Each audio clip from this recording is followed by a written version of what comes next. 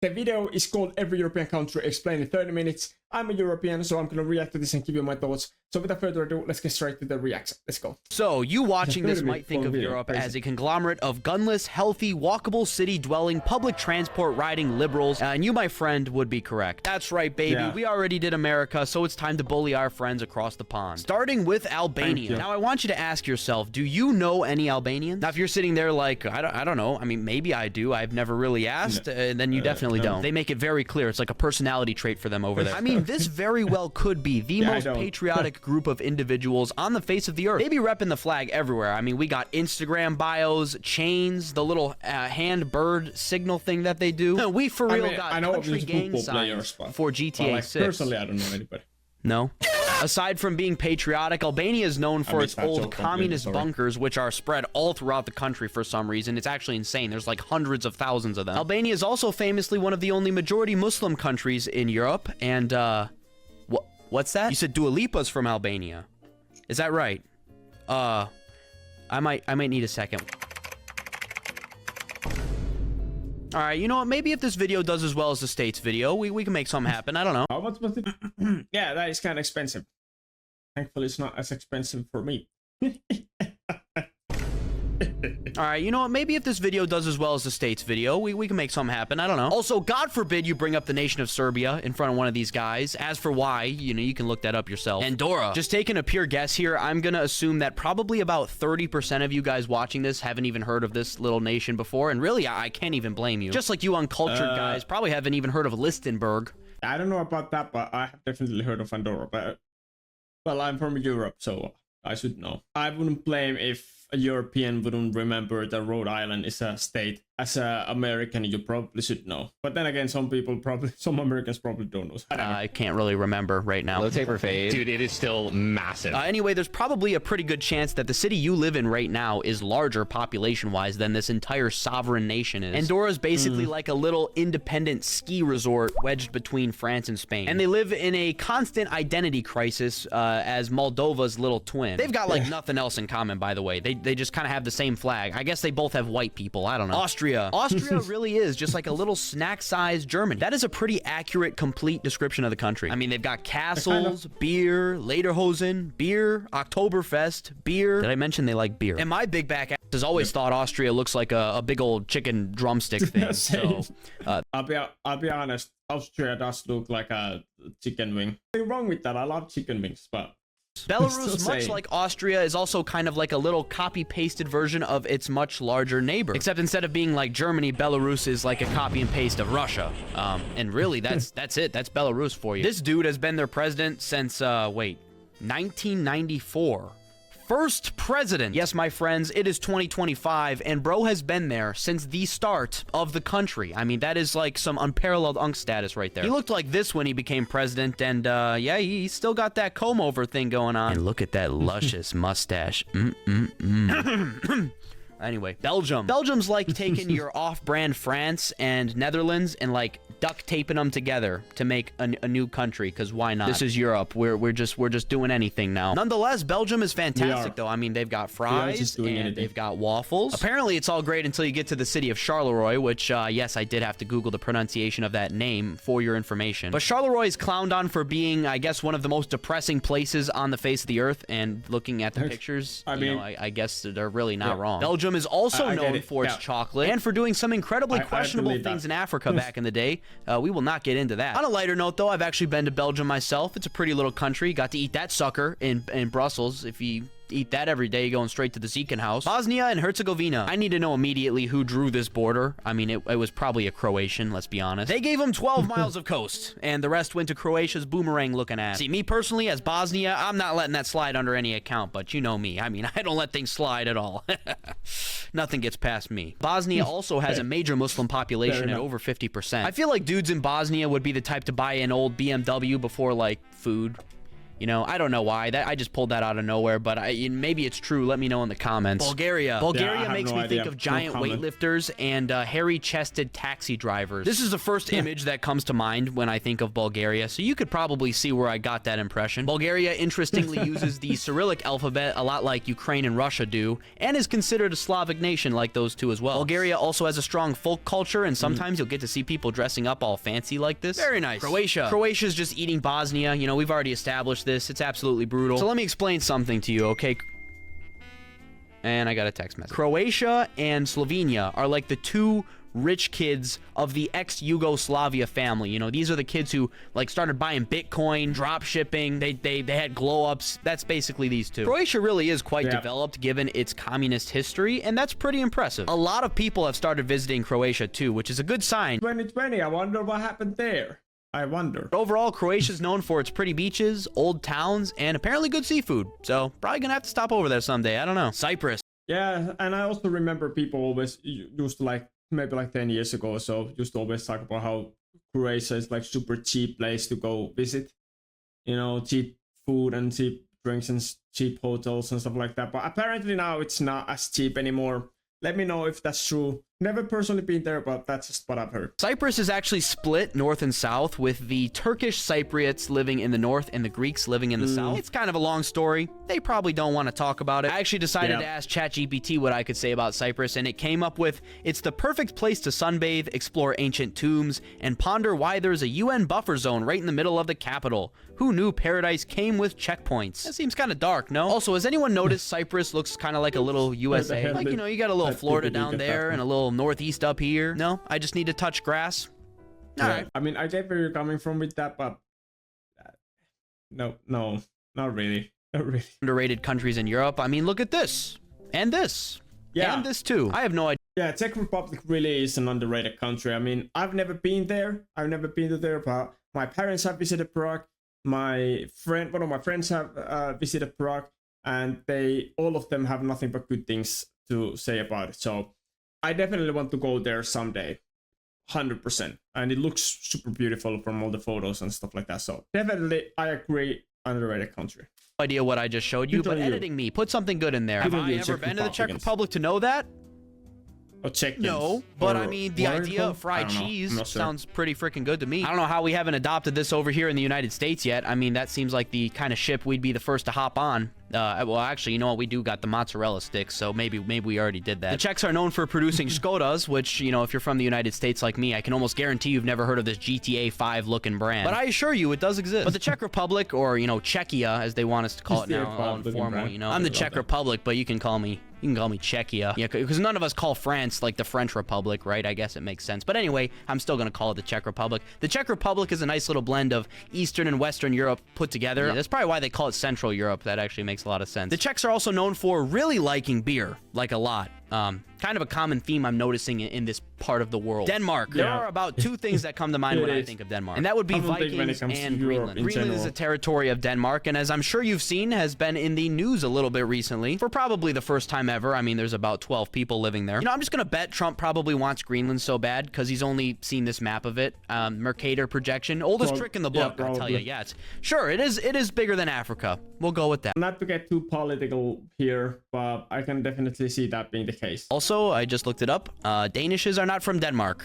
That's pretty freaking disappointing. But they redeemed themselves because they created Lego to the detriment of feet and hardwood floors across the world. Estonia, despite being a former but Legos are still dope. Legos are the best. If you don't like Legos, if you have never played with Legos as a kid, not to be me, but I don't know if I fully trust you. Communist Soviet country, Estonia has one of the freest economies in the world now. Do you care? Probably not, but it's kind of cool. Estonia also happens to be my Google background. That you definitely don't care about, but I need to make this video longer, so I'm putting it in anyway. The Estonians also must like the internet because apparently electronic voting is pretty popular over there, and they created Skype. Listen, like 15 years ago, all of your jaws would have been on the floor right now. I didn't know Skype was from Estonia. That's cool. I live almost right next door, pretty much, but yeah, I never heard of that. Finland. So this here is a map Suomi mainittu, let's go torilla tavataan, woo! Of every public sauna in Finland. As you can tell, they just absolutely love getting a bunch of hot, sweaty, half-naked men in the same small, steamy wooden room. I'm sorry for that. By the way, it's not half naked, it's fully naked. Anyway, I don't know if that made it better, but it's more like we tolerate the sweaty naked men because you gotta understand there's also the other side, you know, there's the other side, there's the sweaty naked women. So take that with what you will. Different strokes for different folks. Stuff like that. Some people like both. I don't know where I'm going with this. I don't know if that helped at all with defending Finland, but anyway, sauna is the best. Finland has a history of strength through the many wars that they fought and through creating Nokia. Nokias are the pinnacle of the whole, they don't build them like they used to thing, you know what I mean? And to be clear, we're talking about the Nokias from like 20 years ago, because ain't nobody buying this new that I can tell you. Allegedly, there are stories of people finding their old neglected Nokias like a decade after they stopped using them and still finding them with battery. It's kind of... Yeah, actually, as a kid, one of my neighbors dropped their phone or lost their phone somehow. I have no idea how. Somewhere in our backyard at the start of the winter. An old Nokia phone. And it stayed there under like the 1 meter plus 1 meter of snow under there in the coldness for months. For like over 4 months. Until the snow melted and we found the phone. And it still had battery in it. They definitely don't make them like they used to, I'm just saying. Meanwhile, here I'm having to charge my battery every single day, almost. The city of love, lasting just 6 weeks in World War II, and near constant worker strikes. If you watched my last video, you would know all about my amazing experience in the nation of France. I mean, just look at that beauty. Yeah, lovely. That's what a garbage worker strike in Paris looks like, baby. Basically, anytime the French are inconvenienced to the slightest amount at their place of employment, it goes a little something like this. Hey, Pierre. Oui. Listen, I know we just spent the last 3 weeks marching all angry down the Champs-Élysées with our flags and banners and then going home and not doing squat, but, you know, last time I checked, we are French. You know, I do kind of want to catch up on some Emily in Paris on Netflix. So maybe we should do it again? Now, around the world, we actually pretty much all revere the French for their culinary food skills. I mean, after all, some of the best pizzas I've ever eaten were not in Italy, but in France. But then they go out to their local swamp and eat the snails and frog legs. Kind of makes me question everything else. Now, maybe it's like one of those don't knock it till you try it kind of things, because I've never had it. Something about sucking an old slimy snail out of its shell.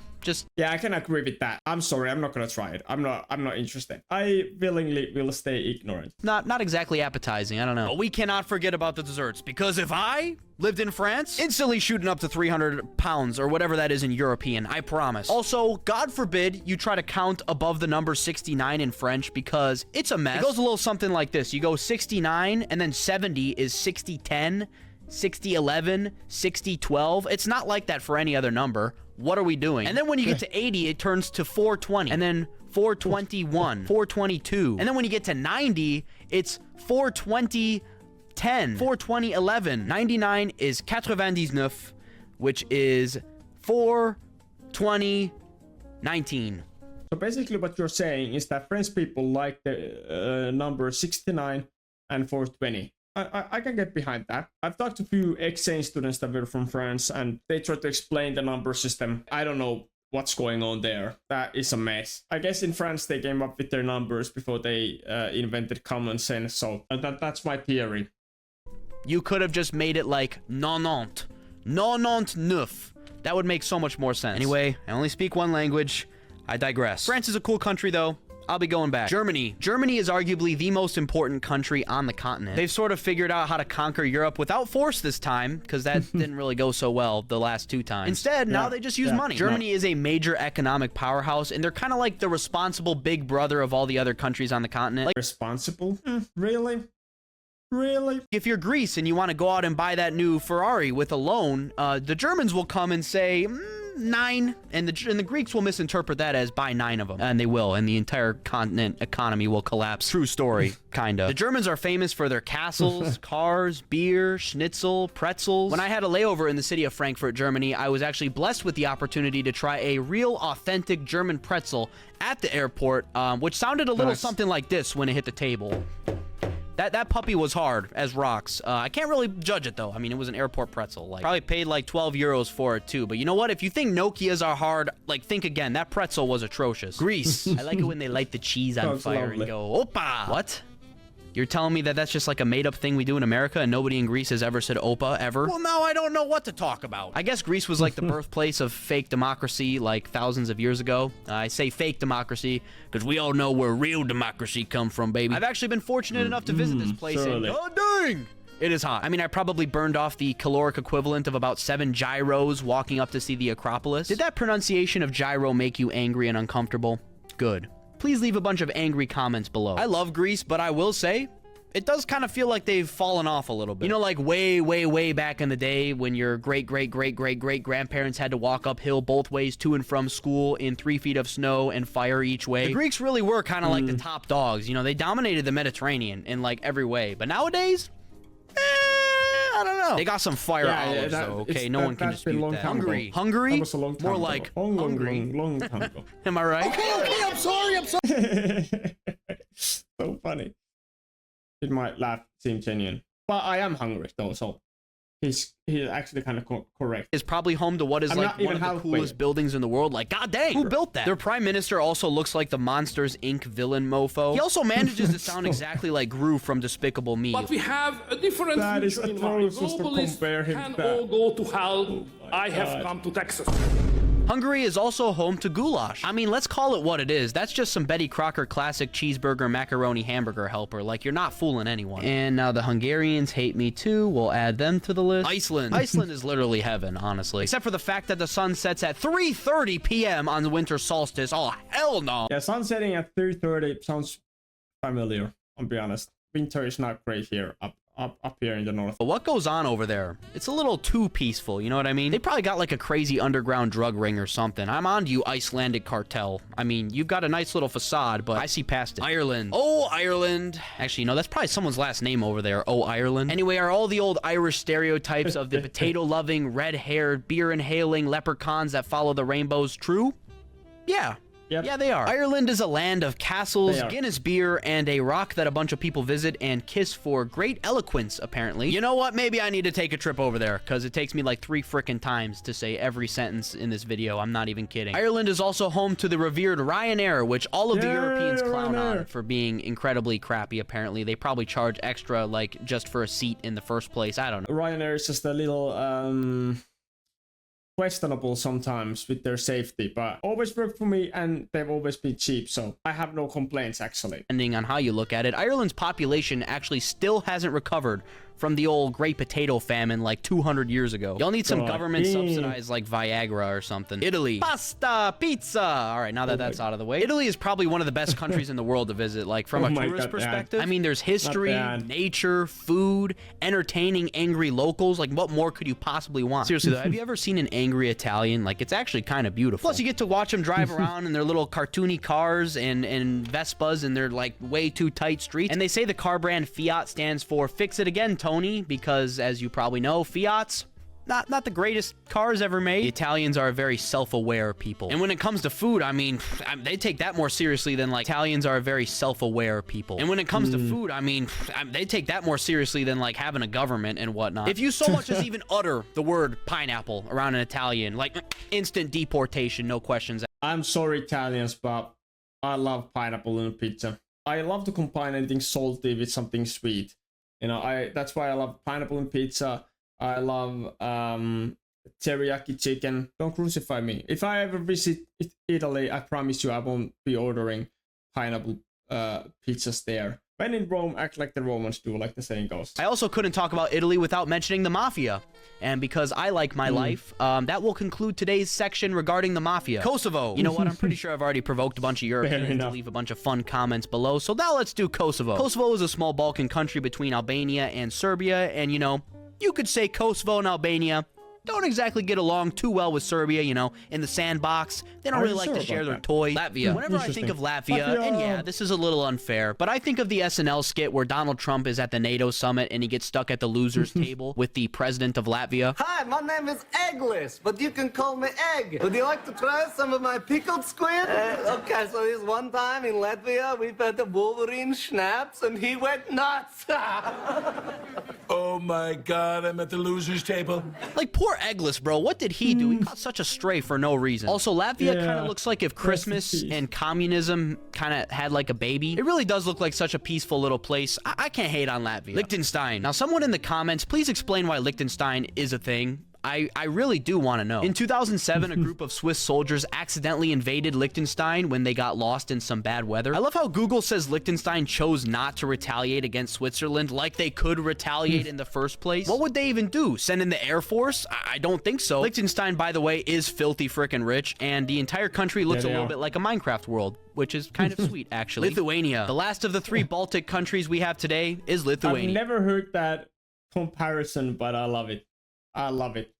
It's perfect. Yeah. And just like the other 2, lots of old castles, towns, lakes, pretty colors. They also love basketball. Kind of random, but you know, they do their thing. Luxembourg. I bet you don't know about anything that goes on in Luxembourg. And frankly, neither do I. What I can tell you about Luxembourg is that they're pretty flippin' rich and they speak 3 languages. We've got French, German, and Luxembourgish, which is a language you cannot convince me that real people actually communicate in. If Luxembourgish doesn't sound like a made-up language, I don't know what does. Actually, you know what? Technically, every language is made up, but you know what I mean. They also really like to confuse us because their flag is like the Dutch flag, just after being in the sun for a little while. Malta. Malta is a little Mediterranean island nation, kind of between Italy and Tunisia. My family is actually part Maltese, which you would never know by looking at me and my pasty gringo-looking skin, but it is true. Malta is kind of like a blend of Italy and North Africa, a little bit. And the Maltese language, which I don't know a lick of, is apparently kind of like a little bit of a fusion of Italian, Arabic, and a little bit of English. Again, don't speak any of it to know, but this is what I've heard. I've actually been able to visit Malta on 2 separate occasions, both of which I got sick on. I don't think they accept me over there. Guys, something important to know about Malta is that its population in recent years has been absolutely exploding, largely due to immigration from other places. How are we going to have space on this little rock for this many people? I don't know. That is their problem. Moldova. Moldova literally is just like a copy and paste of Romania, no exaggeration. They're both basically ethnically indistinguishable, and from what I know, their language is the same too. They're just different countries because, you know, Soviet Union. And Transnistria in eastern Moldova is a breakaway region. It's kind of known as like the last pocket of the Soviet Union. They've got their own money, flag, capital.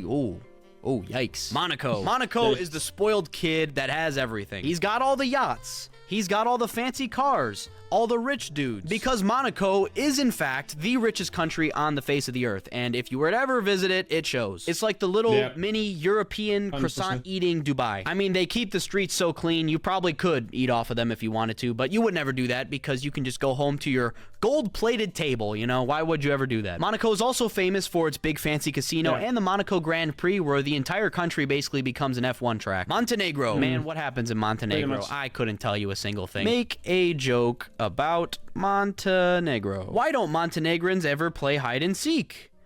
Because good luck hiding when everyone already knows they're the best at it.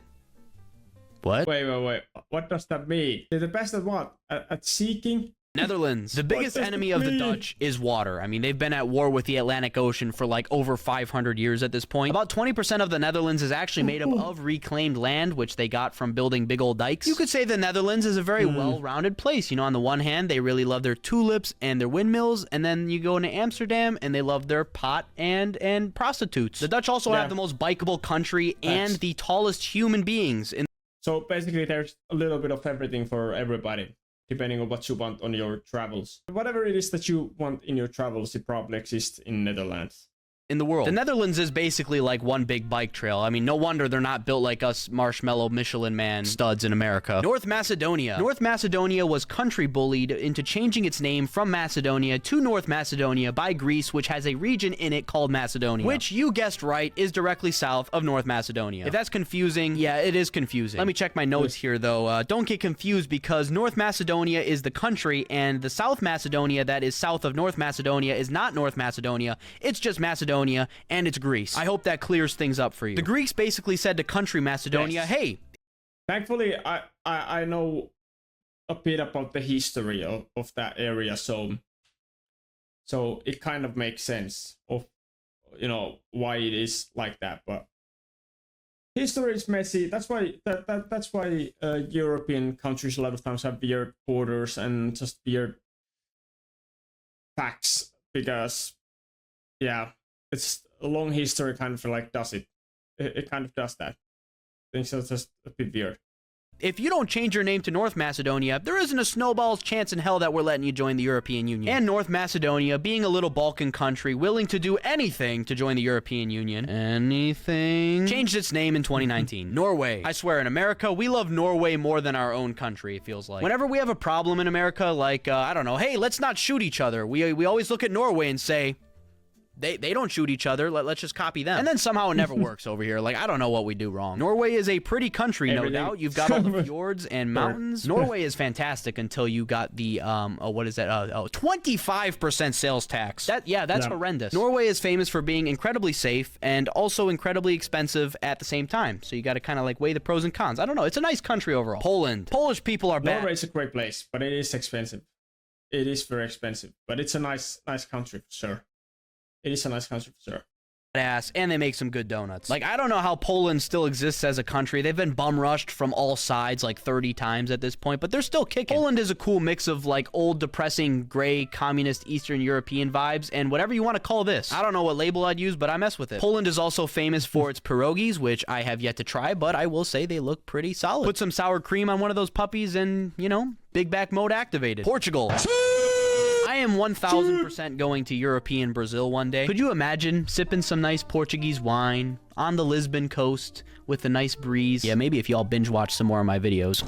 Let's go also some love. Go click the original video after watching this reaction and go like the original video and show some love to Chase here so he can travel to Lisbon someday. It's the least we can do when I'm stealing his content. Portugal might be one of the most desirable places to live on Earth, and that's why prices there are absolutely skyrocketing as people from other countries are like just flocking there. Same with Spain. They've been having a little bit of a rent problem. Romania. Romania is like the Florida of Europe. I mean, this really is just a goofy country. Home of Andrew Tate and a giant communist parliament building that is literally the heaviest building on Earth. Dropped your wallet in Bucharest.